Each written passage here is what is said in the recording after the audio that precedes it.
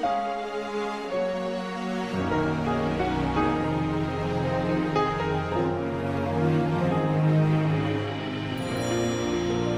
amado, tome su asiento. Vamos a dar gracias al Señor por medio de su palabra. Dios es bueno. ¿Cuánto pueden decir que Dios es bueno? Amén. Dios es bueno. Muy bueno. Dios es gloriosamente bueno. Y en esa justicia gloriosa de su gloria nos gozamos. Y el día de hoy vamos a comenzar nuevamente donde quedamos la semana pasada, la semana recién pasada.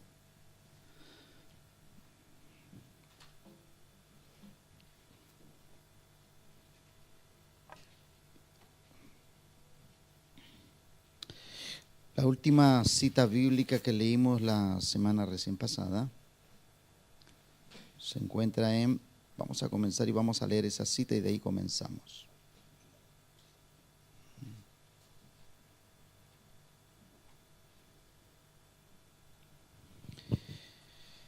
Hemos estado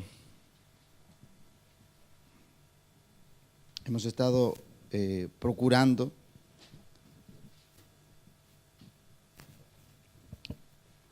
el último texto que leímos fue Hechos capítulo 13, verso 1 al 3, porque hemos estado hablando acerca de los diseños del llamamiento de Dios, ¿no?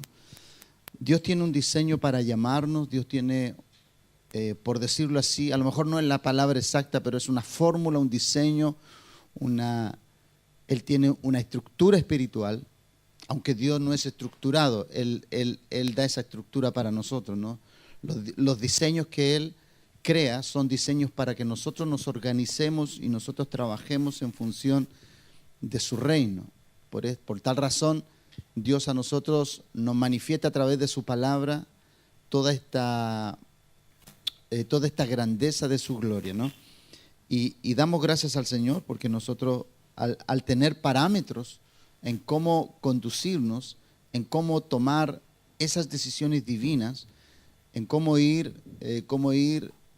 dando pasos hacia una definición perfecta de lo que Dios quiere de nosotros y para nosotros, es necesario entender sus principios, ¿no? Sus diseños, sus configuraciones y todo aquello que muestra la palabra de Dios acerca de lo que debemos hacer y cómo lo debemos hacer.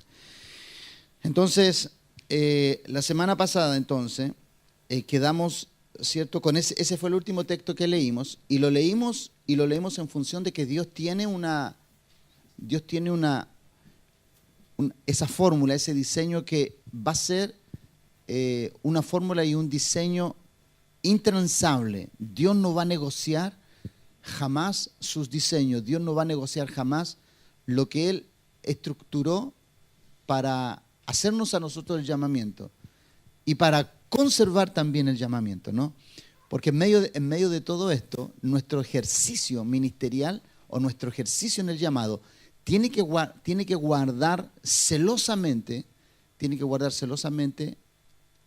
los diseños también en cómo el ser humano debe andar y debe conducirse en el mundo. Usted sabe que nosotros vivimos en un sistema que todos los días de una u otra manera inventan cosas para poder quebrantar esos principios. Y nosotros debemos aprender, amado, a luchar y a lidiar contra todo aquello que quiera distraernos y que quiera hacernos negociar lo que no podemos negociar. Por tal razón, usted y yo, todos los días vamos a ser movidos, este sistema nos va a mover hacia situaciones oscuras, hacia situaciones que son de carácter dañino a nosotros, ¿no? Usted sabe que toda autoridad en todo ámbito, porque un ministro que es llamado por Dios es una autoridad. Entonces, usted ve en lo natural que las autoridades siempre están cuestionadas porque han sido sobornadas. El soborno es algo natural a nivel autoritario, a nivel de autoridades. Algunos son descubiertos, otros no. Tarde o temprano siempre se saben todas las cosas. Y usted ve que hoy estamos conociendo sobornos y estamos conociendo todo ese tipo de cosas que sucedieron años atrás. Usted también tiene que entender que usted puede ser víctima de un soborno espiritual por Satanás.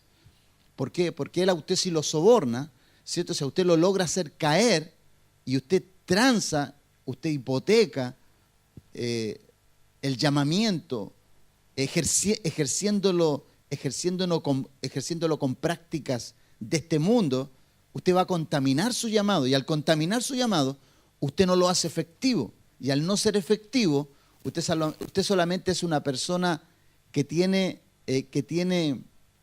la investidura natural, pero la espiritual, usted carece de ella. Entonces, el llamamiento es un tema muy complejo, porque el mundo se va a mover en contra de usted. Pero recuerde esto, Dios a usted lo tiene escondido en el hueco de su mano.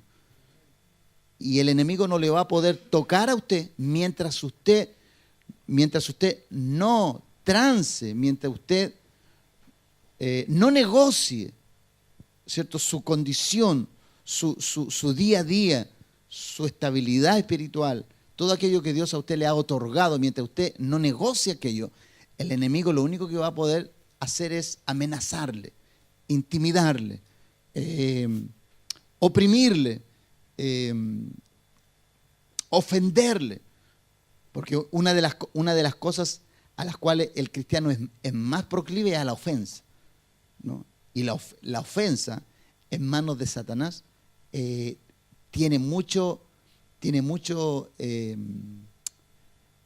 retribuye mucho a su reino. ¿Por qué? Porque nosotros los seres humanos, como somos tan emocionales, somos sensibles a cualquier cosa. O sea, no sé, una cara larga que usted vea, que alguien no lo salude, o cosas por el estilo que son triviales, pero algo no tan pequeño de pronto lo magnifica tanto. Y esas ofensas a usted lo hacen andar en una línea muy delgada, ¿cierto? Sobre tablas muy delgadas, y en cualquier momento se le quiebran. ¿Por qué? Porque nosotros fundamentamos todo lo que somos, lo fundamentamos en esto. Pero usted no debe fundamentar todo, esto no lo debe fundamentar, su llamamiento, usted lo debe fundamentar en Dios. Siempre tiene que tener claro usted que todos los días usted va a ser combatido, usted va a enfrentar todos los días una lucha en el ambiente espiritual. Pero recuerde, por usted lucha el Señor. Usted solamente condúzcase como debe hacerlo. Deje que la guerra la haga Él. Usted va a enfrentar esa batalla, claro, porque usted va a ver el sistema operando en contra de usted, pero usted no haga nada, no mueva, no tome decisiones, deje que Dios luche por usted. Amén. Hago esta introducción porque todo llamamiento va a tener su resistencia. Y cuando hablo de llamamiento, cuando Dios a usted lo llama a ser hijo, porque el más alto honor que usted tiene delante del Señor no es ser un apóstol, no es un pastor, un ministro, evangelista, un maestro, un profeta. Aunque son grandes esos llamados, el llamado más grande es a ser hijo. Ese es el llamado más grande. El llamado a ser hijo, ese es el llamado más potente que tiene el ser humano. ¿Por qué? ¿Y por qué? Porque la palabra de Dios la palabra de Dios dice en Isaías que a nosotros se nos dio un hijo. Y se nos dio un hijo para que nosotros tuviéramos un diseño de cómo es el hijo. Ya vamos a estar hablando mucho acerca de eso, ¿no? De cómo usted debe ser como hijo. Por eso la Biblia dice, porque un niño nos es dado, ¿no? Un hijo nos es dado, un niño nos es nacido. Un hijo, porque ser hijo cuesta mucho ser hijo, demasiado. Las personas creen que cuando alguien dice así, dice, ese es mi papá, ¿cierto? O ese es mi papá o mi mamá, como sea, ¿no? Pero un hijo es aquel que se ciña a todas las directrices de su padre. Ese es un hijo. Un hijo no es no es aquel que algunas directrices. El hijo verdadero no va a hacer movimiento alguno sino por su Padre. Por eso Jesucristo, ¿se acuerdan cuando Él decía, yo vine no a hacer mi voluntad, sino a hacer la voluntad de mi Padre? Yo no hago nada por mi cuenta. Todo lo que veo hacer a mi Padre, eso hago yo. Entonces, la figura del Hijo es la que a usted y a mí nos va a potenciar en cualquier llamamiento que Dios a usted le tenga en la tierra. La figura de Hijo es lo que lo va a empoderar. Ya vamos a estar hablando acerca de eso. Solamente le estoy adelantando algunas cositas. Uno se puede guardar, ¿eh? Uno de pronto comienza a preparar cosas y las lanza nomás. El día de hoy, como estamos hablando acerca de todo esto, Hechos, capítulo 13, versos 1 al 3, habla acerca del llamamiento que le hicieron a Saulo, ¿cierto? Y a Bernabé. Entonces, la semana pasada quedamos en esta frase, ¿no? Dijimos, por lo tanto, con la declaración de la Escritura, queda claro que ningún ministro, ¿cierto? Ningún ministro que hay en la tierra son empleados de una iglesia. Aunque hay iglesias, ¿cierto? Y como tales tenemos que cumplir ciertos protocolos terrenales con respecto a organización, pero el que sustenta a un ministro no es una iglesia, sino que es Dios, siempre. Dios es el sustentador de todo hombre al cual Dios llama. Entonces, son hombres que han sido llamados por Él y Él se ha hecho cargo y responsable, ¿cierto? Y garantizado, a través de su palabra, nos ha garantizado que será nuestro proveedor, sustentador en todas las necesidades para Él y su familia y todos los que son llamados. Y esto está consagrado, ¿cierto?, en el modelo que dejó establecido Moisés y que hasta el día de hoy, ¿cierto?, nos continúa enriqueciendo y sustentando. Entonces, al continuar con la lección el día de hoy, con la elección de Dios hacia los ministros, porque hay una elección, y usted siempre valore eso, la elección. Hebreos capítulo 5, verso 4. Vamos a comenzar de esta lectura hoy. Recuerde que lo más poderoso, importante y potente de Dios hacia usted, lo más potente de Dios hacia usted es que usted ha sido llamado por Dios, ha sido elegido por Él. Y es una elección unilateral, ¿no? Dios decide que usted sea su hijo. Y usted tiene que dar muestras de que va a ser un hijo. Y va a ser una hija del Señor. Entonces, Hebreos dice, cuando Dios a uno lo llama, dice, Hebreos, este texto está con concordancia con lo que aparecía en Éxodo, ¿no? Y dice, nadie toma para sí esta honra, sino el que es llamado por Dios, como lo fue Aarón. Aarón no escogió ser llamado, Dios lo llamó. Moisés no escogió ser un libertador, Dios lo hizo un libertador. Ahora, tenemos que recordar en esto de que como el llamamiento tiene una honra, ¿cierto? El que tiene un llamado ya tiene la honra de haber sido llamado. Eso usted siempre comience desde ahí.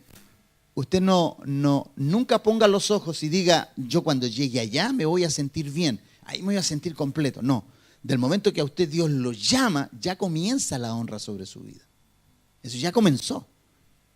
Ahora, los procesos de la finalización de ese llamamiento, Dios lo va a hacer en algún momento. Pero cuando ya Dios comenzó con usted, cuando Dios a usted le hace un llamado que es sutil, porque Dios, aunque pueden haber excepciones, Dios, los llamados que Él hace son siempre sutiles, son voces suaves.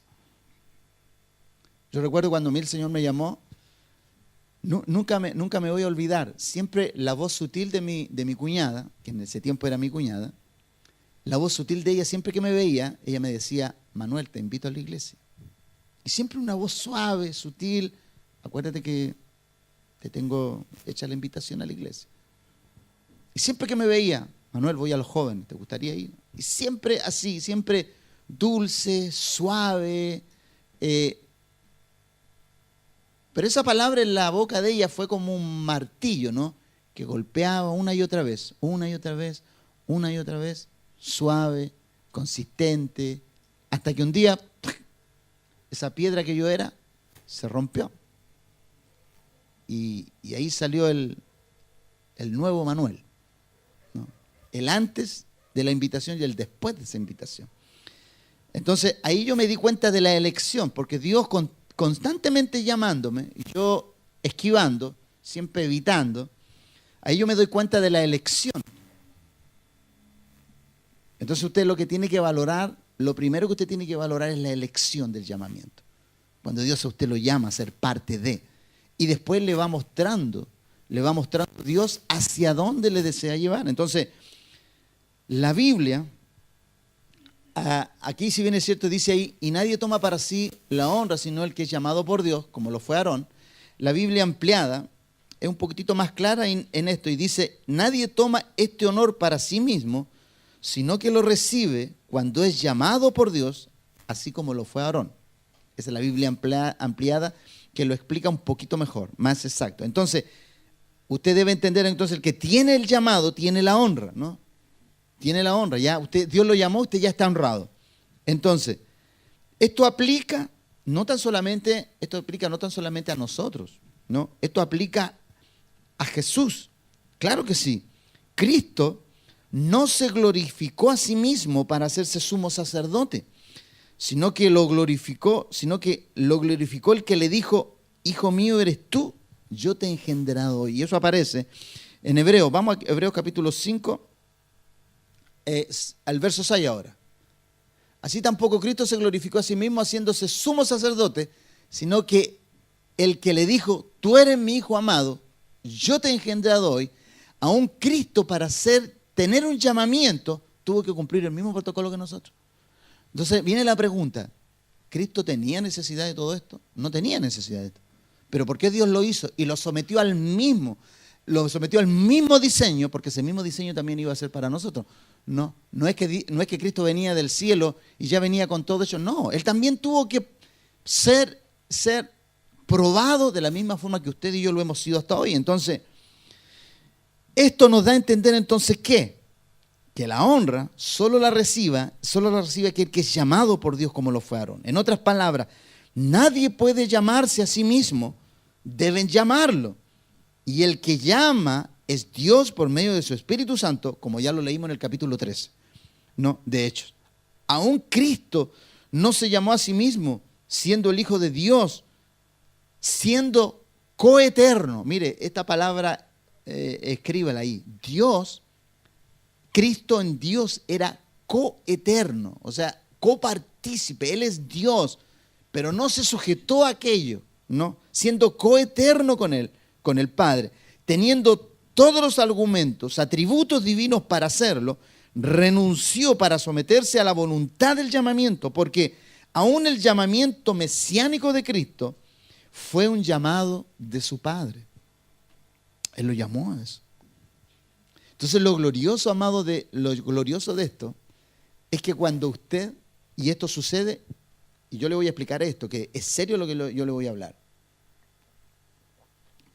Todo llamamiento inicial es glorioso, pero en el tiempo, producto de los beneficios de Dios, de las garantías de Dios, de la gracia de Dios, de la gloria de Dios, de pronto ese llamamiento queda tan lejano, que nos olvidamos de cuándo Dios nos llamó y de cómo nos llamó y cómo estábamos cuando Él nos llamó. Y eso es delicado porque mire, aún los ministros han caído en ese error. Por eso nosotros tenemos que velar mucho por eso. Nosotros tenemos que velar mucho por el llamamiento. Por eso yo a usted insistentemente, le repito, insistentemente y consistentemente, siempre le digo, no se olvide de cuándo Dios a usted lo llamó. Nunca se olvide de cómo usted estaba, cómo usted vivía, cómo se conducía, la forma en la cual llegó, cómo llegó. lo que usted vio cuando Dios le llamó, lo que se le reveló a usted cuando Dios lo llamó.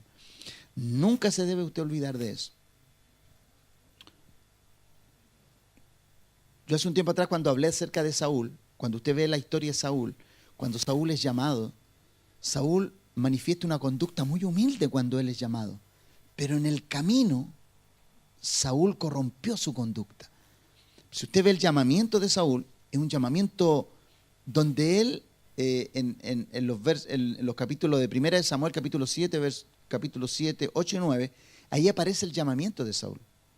Y es un llamamiento muy hermoso, de una forma muy extraordinaria. Dios lo llama a Saúl de una forma muy hermosa, pero en el camino se olvidó de ese llamamiento.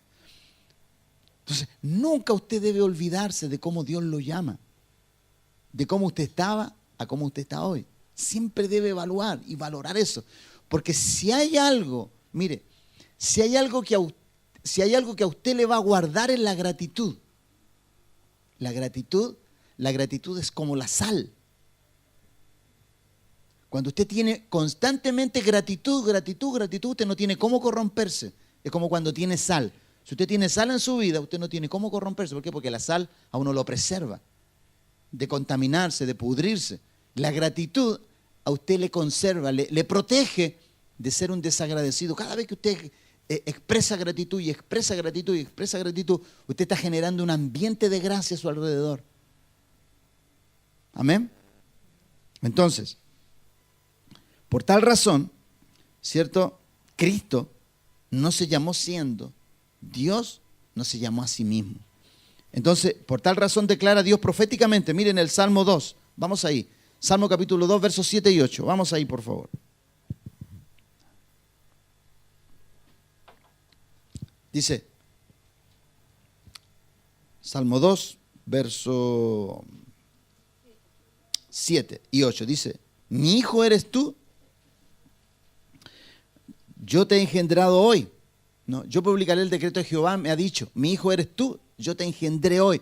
Pídeme y te daré por herencia las naciones y como posesión tuya los confines de la tierra. Mire, ese es un salmo mesiánico. Ahí ya Dios inspirando al salmista, ya estaba hablando. Mi hijo eres tú. Entonces, cuando tú eres hijo, mira lo que se desprende de aquí. Porque aquí está el llamamiento. El primer llamamiento tuyo es a ser hijo. Y después de ser hijo, Dios te dice, pídeme y te daré lo que tú quieras. Pero tienes que ser hijo primero. Glorioso. Ese es el detalle que a nosotros en las iglesias se nos olvidó durante mucho tiempo. ¿Por qué? Porque enseñábamos la Biblia como tal, pero no enseñábamos desde el principio más fundamental y elemental. Ser hijo es el máximo anhelo de toda persona que llega a una iglesia. Identificar a su padre y que él se identifique como un hijo. Por eso aquí dice, mi hijo eres tú. Yo te engendré hoy, pídeme y te daré por herencia las naciones y como posesión tuya los confines de la tierra. Entonces, cuando tú comienzas así, el universo o el horizonte tú no lo puedes ver. O sea, tú puedes ver una línea. Esto es como cuando uno está en el mar, ¿no? Tú ves el horizonte, pero cuando tú quieres llegar a ese, cada vez el horizonte se te extiende más y no llegas nunca a donde tienes que llegar. ¿Por qué? Porque el horizonte es así. No, tú puedes ver llegar hasta cierto lugar, tú llegas y ya se te levantó otro horizonte. Así somos en Dios. Entonces, por tal razón, cuando Aarón y Moisés fueron honrados por Dios con el llamamiento profético y sacerdotal, no fue una elección de ellos, fue una prerrogativa de Dios para su elección. No hay ninguna votación en medio de su pueblo, solo les comunicó la decisión divina. Como toda elección trae consigo ciertas problemáticas, ¿no? Porque cuando Dios llama al libertador, lo llama desde afuera, porque Dios no levanta un libertador de donde estaban ellos en la tierra de Gosén, ¿no? Cuando se quedaron en Egipto, Dios no levantó un libertador de ahí, Dios lo trajo de afuera, porque esto tiene que ser profético. Esto es profético en todas las áreas, ¿no? El libertador nuestro, ¿de dónde vino? De afuera, del cielo. ¿De dónde vino el libertador a Egipto? De afuera. Entonces, Siempre los libertadores, amados, siempre los que traen libertad, siempre vienen de otro lugar. Es así, la Biblia está regada de ejemplos de los libertadores que Dios trajo. Entonces, como toda lección hacia ti va a traer consigo envidias, asperezas. Dime que de pronto cuando Dios hace una elección de ti en algún lugar y te promueven, a veces se levantan los aplausos porque te promovieron. Eso sucede casi nunca. Que te aplaudan cuando tú aprendes o cuando Dios te privilegia con ciertos dones, con ciertos dotes. No hay muchos aplausos. Hay sonrisas así medias, así como si se lo mereciera, ¿no? Entonces, nunca van a estar, no va a haber un aplauso al unísono. Por eso nosotros, el cuerpo de Cristo, amado, cuando usted y yo vemos que alguien es honrado, usted tiene que celebrar como si usted fue honrado. Así tiene que ser con nosotros. Con nosotros tiene que ser así. Cuando alguien es honrado en la iglesia, usted tiene que alegrarse como si es usted. Porque así funciona el cuerpo de Cristo. El cuerpo de Cristo funciona así. Y ha costado formar a la iglesia así. ¿Por qué? Porque todos creen, o todos pueden pensar, o muchos pueden pensar, o la mayoría podemos pensar, cual sea la palabra que aplique, podemos pensar que a veces tenemos más méritos que otros. Pero recuerde usted esto, el llamamiento de Dios no es por méritos. Eso es lo más glorioso del llamamiento. El llamamiento de Dios no es por méritos, no es por elección humana, no es por votación, no es por elección comunitaria, sino que es por decisión divina. Y cuando Dios decide levantar a alguien, hermano, esto es lo glorioso, ¿no? Entonces, la elección sobre Moisés y Aarón fue resistida también, ¿no?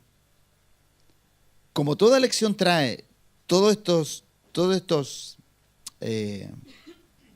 detalles, ¿qué pasa? ¿Qué hizo Dios? ¿Qué hizo Dios cuando hubo una problemática en alguna elección? ¿No? Vamos a tomar un ejemplo hoy día, ¿no? Vamos a ver un ejemplo. ¿Qué sucede cuando hay una problemática en una elección y se levantan las diferencias? O se levantan los cuestionamientos. Entonces, vamos a ir a Números capítulo 17, por favor. Vamos ahí. Números capítulo 17, verso 1 y 5.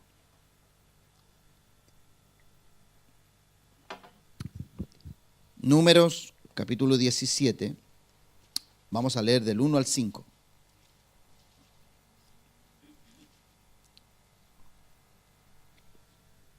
Nos vamos a detener bastante rato aquí, porque quiero explicarles algo, quiero que usted entienda algo muy claro aquí. Mire, la autoridad es algo que adorna mucho nuestra vida. Cuando usted tiene autoridad, usted se ve diferente. Porque la autoridad es una investidura, es el traspaso de la imagen de alguien sobre usted. Usted representa a alguien y la autoridad tiene que ver con eso. Entonces, ¿por qué puse este texto aquí? Número 17, 1, 2. Dijimos, toda elección trae consigo ciertas asperezas. Se levantarán envidias. Entonces, en Números, usted note solamente este texto, usted léalo porque yo le voy a explicar algo aquí y usted lee en casa el texto que yo le voy a dar, que es Número 17, vamos a leer hoy día 5 versos, pero usted va a leer en casa Números capítulo 16, léalo junto a su esposa, ahí junto a su familia, léalo. ¿Para qué? Para que entiendan más cabalmente qué implica lo que yo voy a leer hoy día. Cada vez que Dios hace una elección, siempre se levantan los cuestionamientos. Mire, cuando Cristo vino al mundo, ¿habían cuestionamientos con él o no? Claro, si precisamente lo mataron por eso. Porque nadie recibía que él venía del Padre. Entonces, toda elección que Dios haga de nosotros, nosotros vamos a tener nuestra resistencia. Ahora, ¿es bueno que haya resistencia? Sí, es bueno. Porque eso va a probar su carácter también. Eso va a probar su humildad. Eso va a probar su templanza, su mansedumbre, su perseverancia. Eso va a probar muchas cosas en usted, así que es bueno que suceda. El verso, voy a parafrasear el capítulo 16, ¿no? Cuando Dios escogió a Aarón y a Moisés, se levantaron los cuestionamientos de 3 personas que eran príncipes, ¿no? Y uno se llamaba Coré, el otro se llamaba Datán y el otro se llamaba Abiram. 3 príncipes del pueblo, que no eran menores, o sea, eran hombres importantes. En la congregación de ese 1,5 millones de gente, estos 3 varones eran príncipes importantes, ¿no? Que tenían cargos importantes, pero no les parecía que Moisés y Aarón tuvieran los cargos que tenían o los llamamientos que tenían. Entonces se produce, en el capítulo 6 aparece la frase, la rebelión de Coré, ¿no? Hay una rebelión, hay un levantamiento, hay un alzamiento, hay una protesta en contra de Moisés, en contra de Moisés y Aarón, y se levantó Coré, Datán y Abiram, 3 varones de renombre, importantes. Entonces, Dios manifiesta su juicio, ahí en el capítulo 16, Dios manifestó su juicio. Entonces, después que Dios hizo eso, lea usted eso en casa, capítulo 16 de Números, después que Dios ejecutó ese juicio, en el capítulo 17 implanta el pensamiento que él tiene acerca de los que llamó. Y mire cómo comienza. Luego dice, cuando la palabra de Dios dice luego, es de lo que había pasado en el capítulo 16. Dice, luego habló Jehová a Moisés, diciendo, habla a los hijos de Israel y toma de ellos una vara por cada casa de los padres. Esto quiere decir, de todas las tribus, de las 12 casas que habían, toma una vara de ellos, una vara por cada casa de los padres. De todos los príncipes de ellos, 12 varas conforme a las casas de sus padres, y escribirás el nombre de cada uno sobre su vara. Y escribirás el nombre de Aarón sobre la vara de Leví, porque cada jefe de familia de sus padres tendrá una vara, y la pondrás en el tabernáculo de reunión delante del testimonio, donde yo me manifestaré a vosotros. Sigue adelante, hijo. Y florecerá la vara del varón que yo escoja. Y haré cesar delante de mí las quejas de los hijos de Israel con que murmuran contra vosotros. Mire, ¿qué es lo que hizo Dios aquí? Yo les voy a demostrar aquí, les voy a parafrasear esta frase, ¿no? Yo les voy a demostrar a quién escogí para que la murmuración y la opresión y todo y todas las envidias acaben contra mis siervos. Mire, Dios tiene que rebajarse a la condición humana para poder convencerles a ellos. Para cesar toda murmuración, Dios tiene que hacer esto. Dice, y florecerá la vara del varón que yo escoja y haré cesar delante de mí las quejas de los hijos de Israel con que murmuran contra vosotros. Entonces, la palabra de Dios dice que, usted lea los otros textos en casa, dice que las 12 varas se pusieron ahí delante del testimonio de Dios y dice que de un día para otro se dejaron las varas y después vinieron todos al tabernáculo y vinieron a ver cuál era la vara que había florecido. Amado, usted tiene que entender esto. Una vara cuando está cortada ya no florece. Eso es lo primero, porque está cortada, está seca. ¿Qué es lo que hace Dios? ¿Cierto? Dios, parafraseando aquí, porque Dios también nos entrega mensajes. Tú y yo somos una vara que sin Él no damos fruto. Lo primero. O sea, ya de ahí partimos en desventaja, porque tú y yo somos una vara, cuando somos llamados por Dios, somos una vara seca, que para lo único que sirve es para avivar el fuego en un asado o en cualquier otro lugar, donde sea que haya carne, ¿no? Entonces, seco. Entonces, las varas estaban secas, lo primero. Entonces, de las 12 varas, usted se imagina la expectación que había para el otro día, todos revisando su vara, porque cada vara tenía su nombre, todos revisando su vara, y la vara que estaba reverdecida, ¿cierto? Fueron a verla y decía Aarón. Entonces, ¿qué dijo Dios? ¿Les queda claro a quién yo escogí? Eso es lo primero. Entonces, ¿les queda claro? Entonces, usted siempre tiene que decidir. Usted, Dios, siempre tiene que decidir hacer algo, no porque a usted le parece, no porque a mí me parece, sino que porque a Dios le pareció llamar a alguien. Y si Dios le pareció llamar a alguien y le da fruto a esa persona, mire, como sea su pensamiento y mi opinión, aquí la que prevalece es la de Dios. Amén. Entonces, ¿Dios qué es lo que hace? Con esto Dios detiene toda murmuración, detiene todo alzamiento, porque la rebelión de Coré se dio solamente una vez nomás se dio la rebelión, una vez sucedió esto. De ahí para adelante siguieron otras conductas de ellos, porque la rebelión de Coré fue detenida de una forma muy dolorosa, porque acuérdense ustedes que en la rebelión de Coré Dios abre la tierra y traga una cantidad de personas vivas. Dice la Biblia que fueron llevadas vivas al Seol. Eso fue doloroso. No fue fácil. Imagínese usted toda la congregación, 1,5 millones de personas viendo que la tierra se abre y la gente hundiéndose ahí.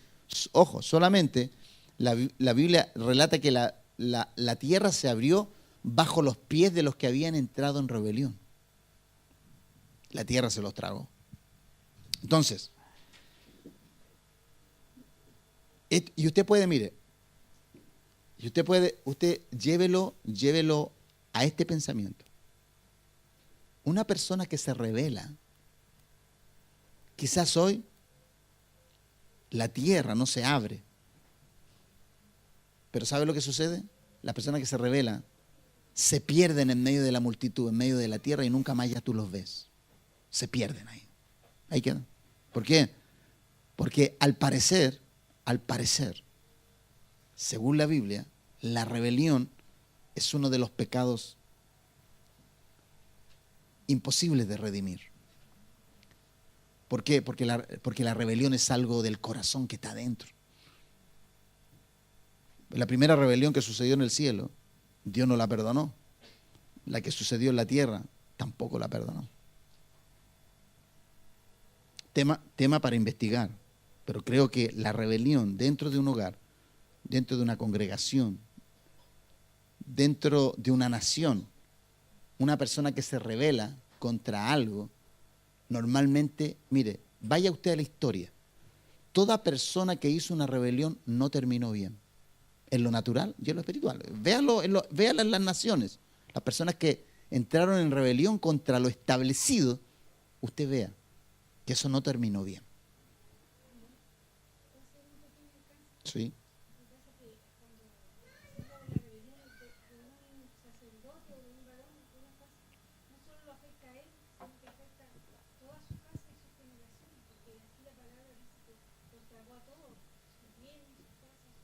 Sí.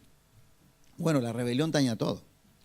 La rebelión daña todo lo que tú posees, porque la rebelión lo contamina todo. La rebelión daña de tal manera que todo lo que tú posees queda expuesto a esa rebelión. Entonces, de acuerdo a este texto que hemos leído el día de hoy, ¿cierto?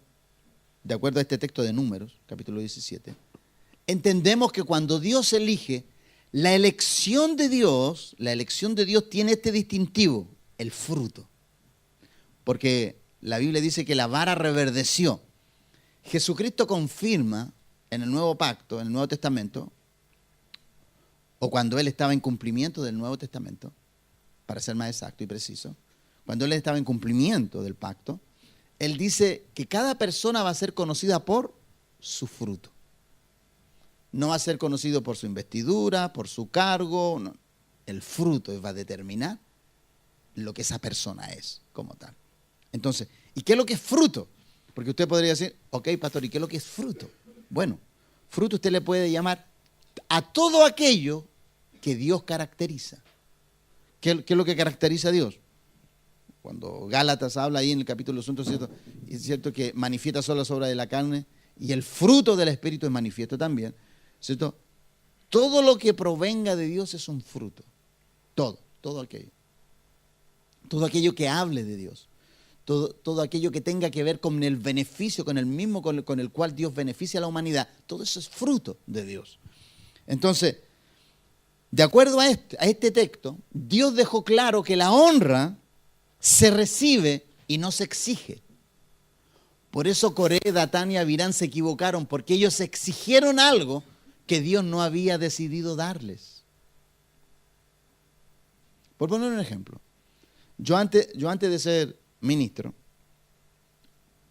de ser llamado al ministerio, mire, yo pude haber dicho, yo tengo seminario, tengo magíster, tengo esto otro, y la gente a lo mejor pudo haberme visto como una persona calificada por los conocimientos. Pero para Dios, los conocimientos no necesariamente determinan su elección. Y el apóstol Pablo lo dejó muy claro. ¿Se acuerda cuando él dice, si alguien tiene de qué gloriarse, yo más? ¿Cierto? Fariseo de fariseo, de la tribu de Benjamín. Me capacité a los pies de Gamaliel, sobrepasaba en celo a cualquiera de mi generación. Pero él dice, pero todo esto lo he estimado por basura. ¿Para qué? Para ganar la excelencia de la elección de Cristo en mi vida. Entonces la elección no es por tus méritos, la elección es porque Dios halló algo en ti honroso, donde Él, donde Dios, donde Jesucristo, meterse dentro de ti y dar a conocer toda esa riqueza que está en ti. Porque mientras Pablo perseguía a la iglesia, nadie veía riqueza espiritual en él. Todos veían un asesino por fuera.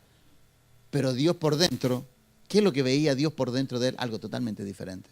Y lo deja plasmado ahí en Timoteo, ¿cierto? En 1 Timoteo, en los primeros capítulos, él deja plasmado, porque Dios a mí, cuando me llamó, me halló que era fiel. Entonces ahí tú te das cuenta que todo lo que la gente veía, Pablo tenía claro que no calificaba, pero había algo en él, la fidelidad. Entonces ese fue un atributo. Dios me halló fiel para este llamamiento. Entonces ese fruto fue determinante. Cualquiera de nosotros hubiera creído que cualquiera de los otros dos apóstoles era el elegido para ir a las naciones, pero al final fue Pablo, Saulo de Tarso. Entonces, amado, la honra no se exige. La vara de Aarón reverdeció porque tenía el llamamiento de Dios. Cuando Él llama, hace reverdecer la vara de tu llamamiento. No hay que pelear por un ministerio ni un llamamiento, pues todo aquel que disputa por esto es porque Dios no lo ha llamado, ni lo ha reconocido. Por eso, Coré, Datán y Abirán, cuando reclamaron un llamado, sucumbieron. Porque al final el lugar que ellos ostentaban los destruyó. A donde querían llegar ellos, ese anhelo, ese deseo los destruyó.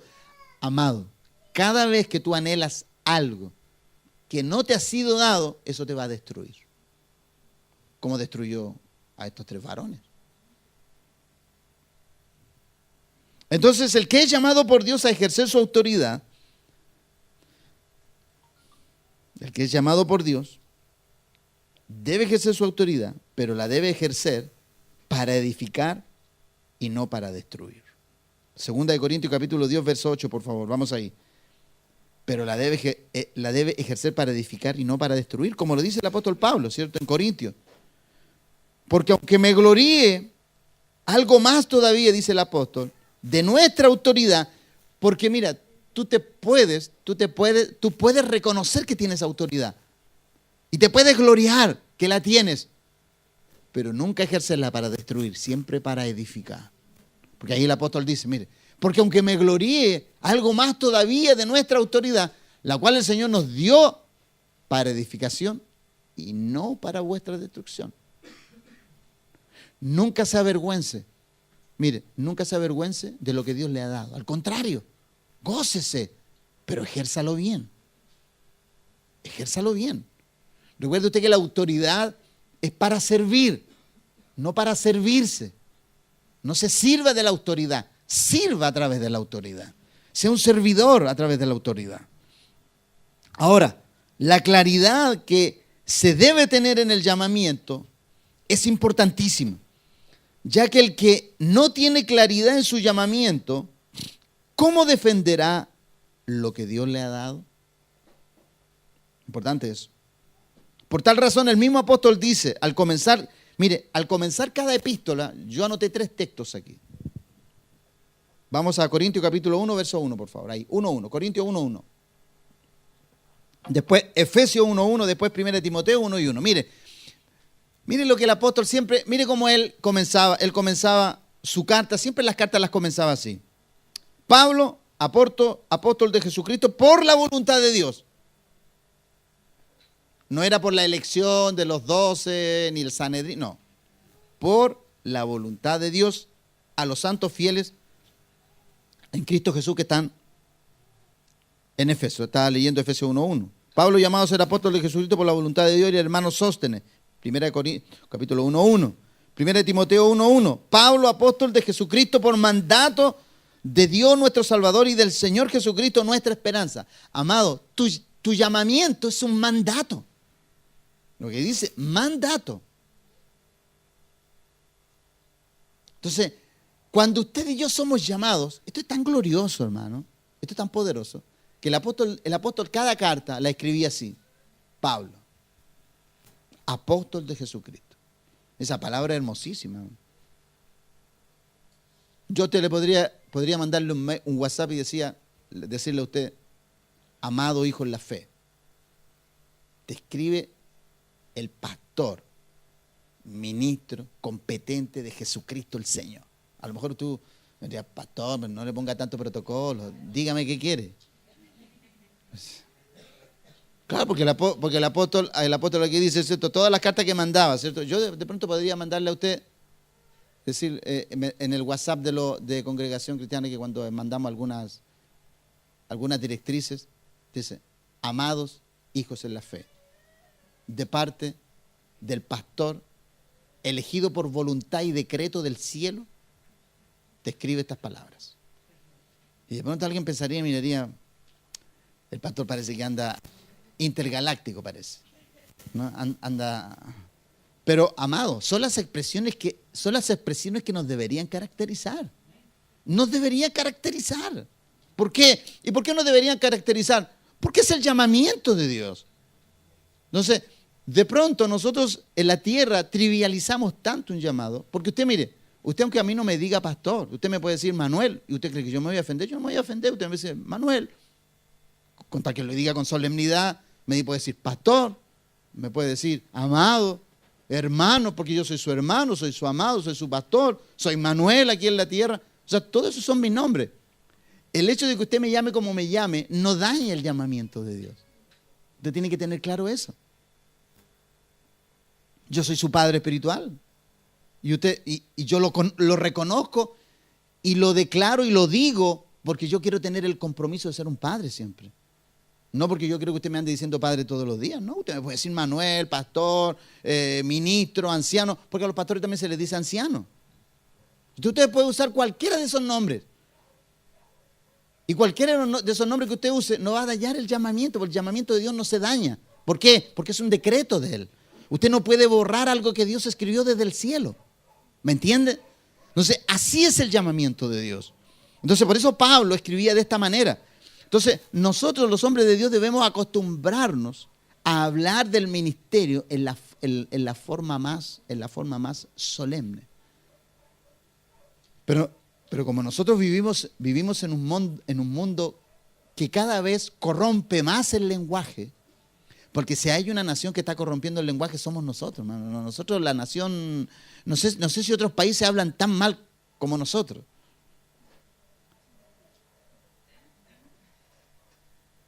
Pero usted ve otros lenguajes donde se mantienen las raíces, donde se mantienen los protocolos. Mire, yo a mi esposa le decía que cuando yo vivía en Suiza, era increíble la gente cuando usted va en cualquier lugar, la gente entra, sale, la gente entra y saluda, se va y se despiden. Aunque nadie diga hasta luego, o sea, porque es algo natural, porque es un tema de cultura, es un tema de naturaleza. Pero qué triste cuando usted va a un lugar aquí, buenas tardes, y se sienten puros grillos, ¿no? Entonces, eso muchas veces daña nuestra cortesía, nuestra forma de poder mostrar la naturaleza que nosotros cargamos.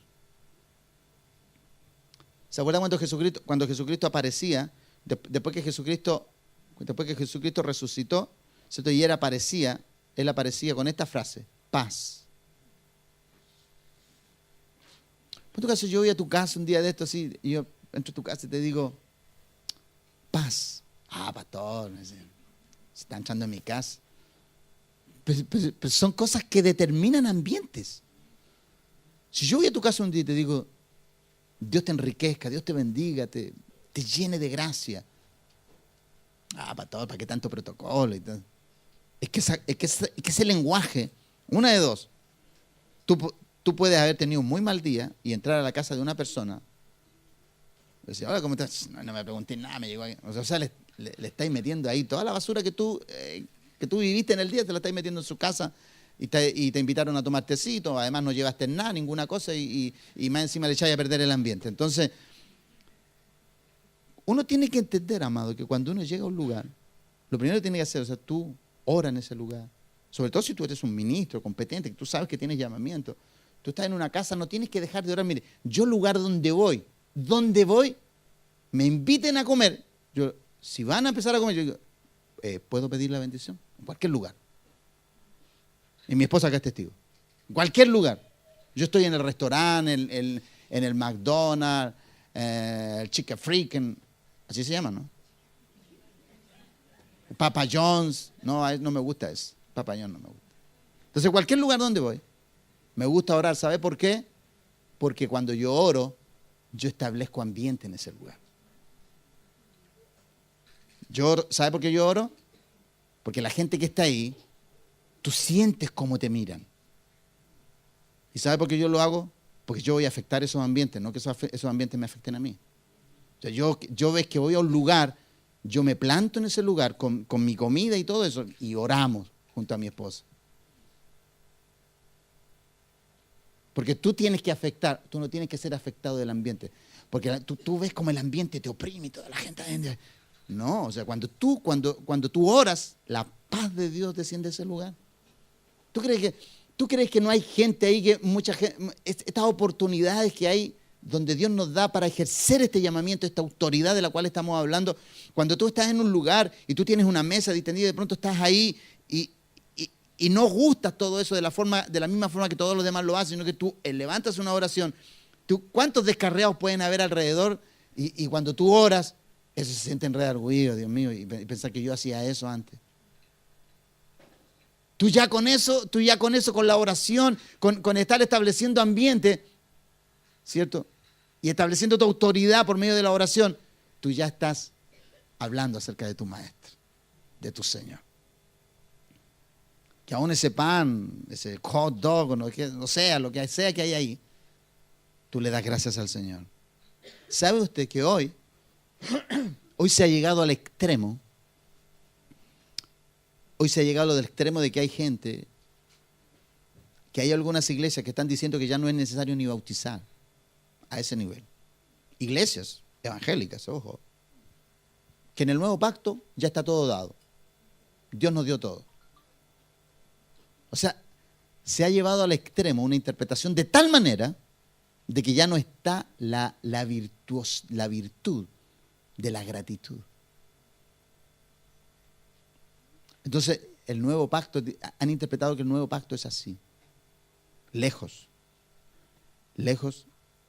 se están sacando una verdad que bendice. Oiga, cuando nosotros vamos a bautizar, aún cuando nosotros hemos ido, donde siempre vamos, siempre hay personas nuevas ahí.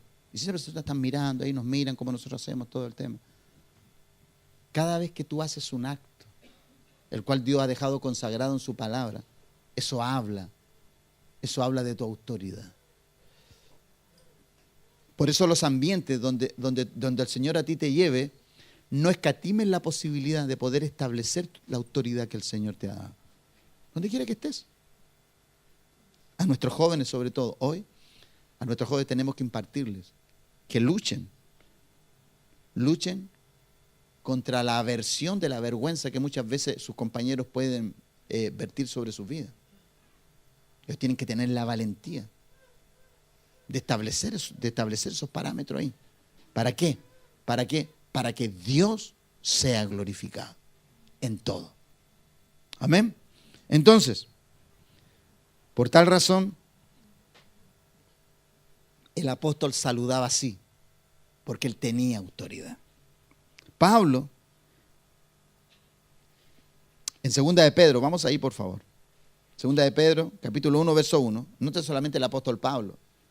Mire que Simón Pedro dice, Simón Pedro, siervo y apóstol de Jesucristo.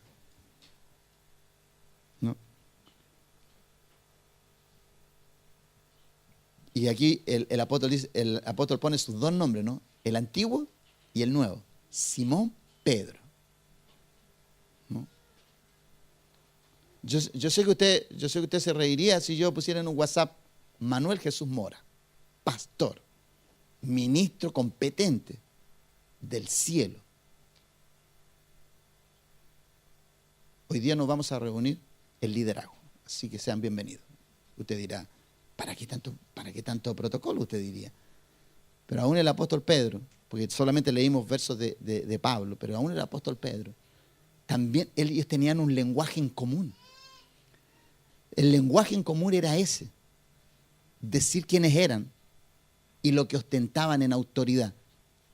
Pero que toda esa autoridad, ellos tenían claro que toda autoridad que ellos tenían era para edificar y no para destruir. Así que recuerde, la autoridad que Dios a usted le ha dado es para edificar y no para destruir. Pablo y Pedro estaban seguros. ¿Quién les había llamado? Ellos tenían claridad quién les había llamado al ministerio. ¿Y quiénes eran en Dios? El que no tiene certeza ni convicciones de su llamado, andará siempre con doble ánimo, oscilando de aquí para allá, yendo y retrocediendo. Y esto es característico, hermanos, de los que no han sido llamados, ¿no? Y aún nosotros los pastores, a veces nos podemos equivocar a quién llamamos. ¿Y sabe cómo se evidencia ese llamado, esa equivocación? En ese vaivén que tienen las personas, porque sirven al comienzo nomás. Y después ya como no son llamados, entonces como es llamado de hombre, entonces ellos después oscilan en el vaivén de ir y venir, de estar o no estar. Esa es una característica en los que no son llamados. Porque el que es llamado, lo que hace es honrar el llamamiento, no del hombre, el que Dios le ha dado. Ese es el tema, ¿no? Por eso cuando un hombre llama a otro hombre, un hombre llama a una mujer al ministerio, lo va a comenzar muy bien. Pero después ya va a tener otras prioridades. Ya la prioridad no es el llamado de Dios por medio de ese padre espiritual. Ya da lo mismo. Por eso ten cuidado cuando Dios te llama. Porque dependiendo cuánto Dios te va a procesar en llamarte. Mira, a mí, Dios para llamarme se demoró años conmigo. Años. Y yo lo que más quería era llamado, ojo. Yo quería servir al Señor. Yo lo anhelaba, yo lo deseaba. Por eso cuando llegó, honré tanto mi llamado, hermano, que con toda la poca revelación que tenía de mi llamamiento, yo estaba tan feliz cuando el Señor me llamó. De hecho, tengo las fotos del ordenamiento ahí, que el ordenamiento que nos hicieron fue al diaconado. Lo tuvimos con el papá de la Katy Hangley. Ahí tenemos la foto con el Sergio ahí, ¿no? Claro que estaba más joven el Sergio también. Y yo también, pues, ¿no? Pero ahí están las fotos. Glorioso. Y me acuerdo yo ese día, ¿no? Porque estábamos con todos los ojos rojos. Yo lloré mucho ese día. Porque encontré que Dios se había demorado tanto pero encontré que había sido tan necesario. Era necesario que Dios se demorara tanto. Entonces, desde que el Señor lo dio, lo cuidé con tanto celo, hermano. Cuidé ese llamado. Aún en los momentos más críticos de mi vida espiritual, lo cuidé mucho. Por eso,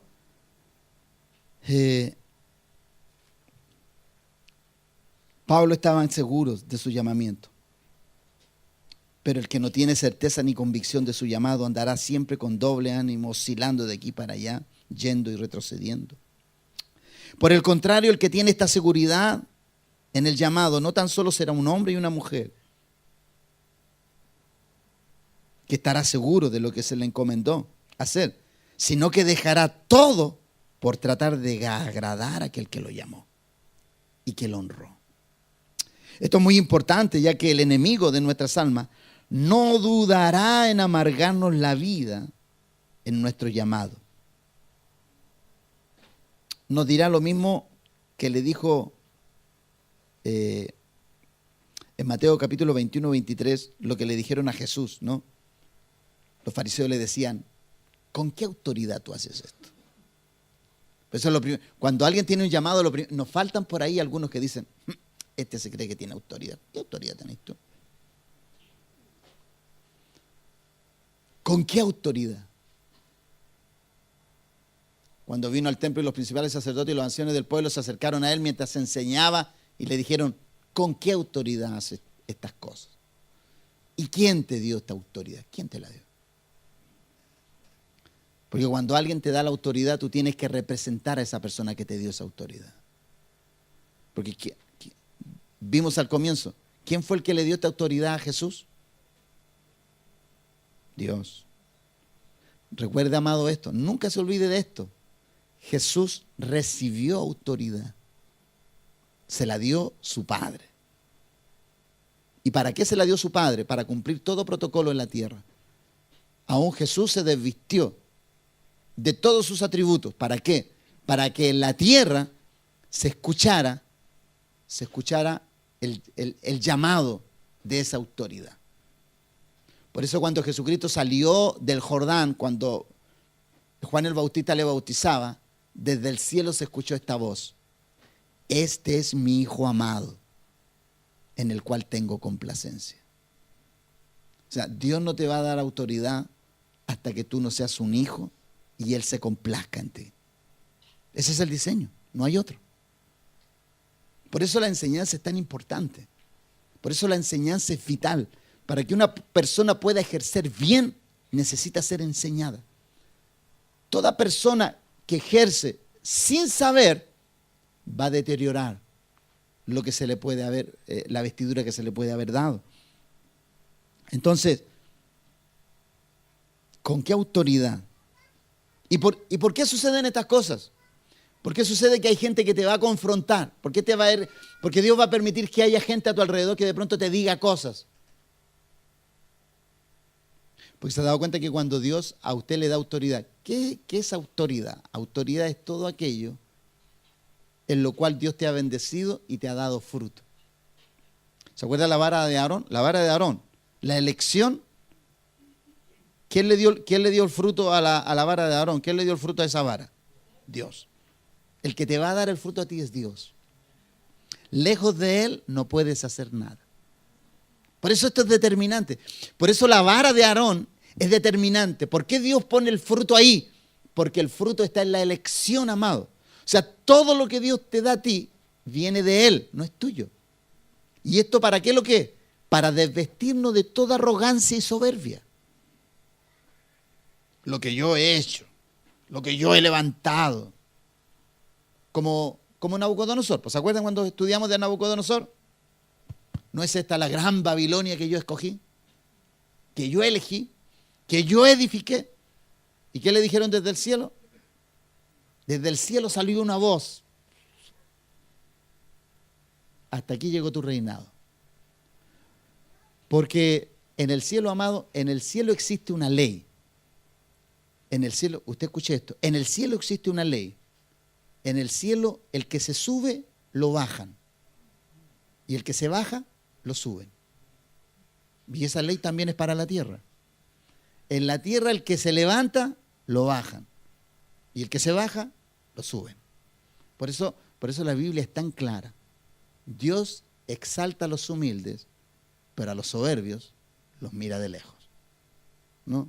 Entonces, esta es una máxima para usted también, amado. Esta es una máxima para usted. Cuando Dios a usted le haya dado autoridad, usted tiene que hacer esto. Cuando usted vea a un soberbio, mírelo de lejos. No lo odie, ámelo porque hay que amarla. A las personas que no conocen a Dios hay que amarla. Pero tenga cuidado. Y el tener cuidado no implica no amarlos. Solamente tome sus precauciones. Porque la soberbia es una conducta exponencial. La persona, para poder ser quebrantada, tiene que llegar al pic de su soberbia. Entonces, cuando la persona llegó al colmo de su soberbia, de ahí Dios la derriba para darle la oportunidad de arrepentimiento. Amén. Nunca se olvide de eso. Entonces, cuando usted y yo, Dios nos ha dado autoridad, va a suceder esto. Tratarán de insultarnos, de generar dudas con respecto, sobre todo, las personas que han sido llamadas por Dios, como usted y yo, tenemos nuestro pasado. ¿Y qué es lo que hace el enemigo para poder dañarnos? Apela a ese pasado para dañarnos en nuestro presente. Entonces, todas estas cosas van a venir. Y usted lo único que tiene que hacer, cuando usted a alguien, lo que yo le he enseñado, cuando alguien a usted le hable de su pasado, usted dígale, sí, eso que tú dices es verdad, pero hoy Dios me ha hecho una nueva criatura. Nunca niegue su pasado, jamás, nunca. El día que a usted le digan, pero tú eras esto y eras aquí y eras allá, y tienes razón, y más todavía, y te voy a decir otras cosas que era esto, esto y esto, ¿no? Y si quieres te cuento dos más, mira, te voy a sacar otras más de aquí, te voy a sacar otras más de acá y te voy a sacar otras más de acá que tú no conoces. Y la persona te va a quedar mirando y decir, pero hoy soy una nueva criatura. Entonces, nunca niegues en cómo el sistema te ha dañado. Nunca, nunca niegues. ¿Para qué? Para que después tú digas, pero Dios me ha escogido.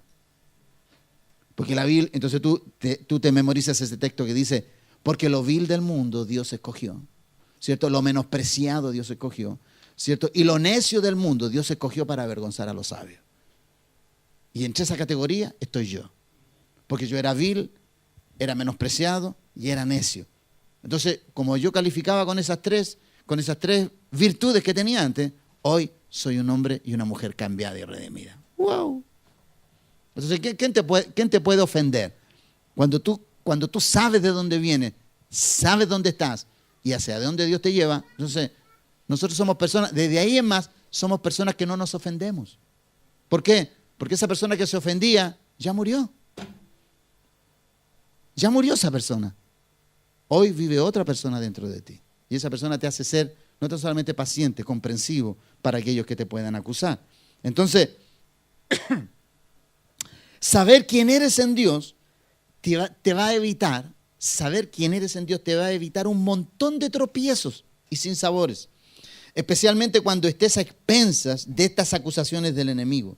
Quien tiene muchas estratagemas para hacernos dudar. Ahora, ¿quién no necesita a veces pararse frente a la adversidad y frente a los enemigos de la causa de Dios cuando hay cuestionamientos, ¿no? ¿Quién no necesita defenderse? Hasta el mismo apóstol Pablo se defendió. Pero recuerda esto, defiéndete sin estropear ni dañar a nadie. Amén. Nunca te defiendas dañando a la gente. Cada vez que tengas que dar razón de tu llamamiento, no dañes, no seas altivo, sé humilde, pero con seguridad. Y decir, yo sé quién soy, sé quién me ha llamado y de dónde me sacó y hacia dónde voy. Lo que confirmará que cuando Él te llame a apelar y a dar razón de tu fe, solo debes apelar a su justicia y a su aprobación. Como dijo el salmista, ¿se acuerdan en el Salmo 139 cuando el salmista dijo, mi embrión vieron tus ojos? Entonces, mire, antes de que Dios a ti te llamara, antes que a mí me llamara, ya Dios había puesto sus ojos sobre nosotros.